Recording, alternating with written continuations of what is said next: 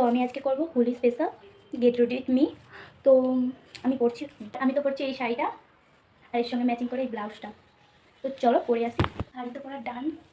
এই যে আমার শাড়ি বাঁধা হয়ে গেছে, এরকমভাবে আমি বান করেছি।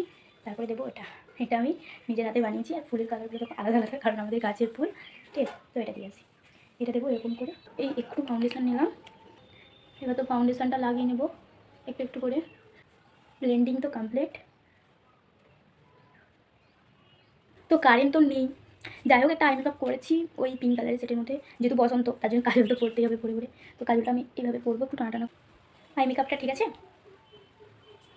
এবার মাস্কারা তো পরবো, একটু কাজল পরেছি আর একটু এই কন থেকে আইলাইনার টেনেছি, একটু মাস্কারা পরবো। এই যে আমার তো একটাই মাস্কারা, তো এটাই পরতে হবে। তারপর তো আমি একটু আইব্রোটা এঁকে নেবো, কারণ আমার তো আইব্রো নেই। এই মেকআপের সঙ্গে আইব্রোটা কেমন খালি খালি লাগছে, তো আইব্রোটা এঁকে নেই। অন্ধকারে সাজছি যেহেতু, একটু তোমরা ম্যানেজ করে নিও ভাই, একটু বেশি লেগে যাচ্ছে।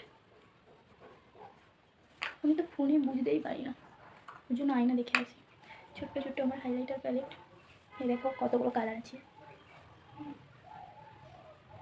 তো আমি না, এটা হচ্ছে এটা।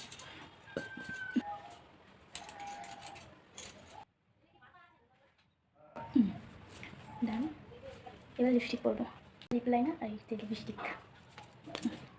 তো লিপ লাইনার তো পরি আগে, লিপ লাইনার তো পরা হয়ে গেছে, একটু স্মাচ করে নিলাম।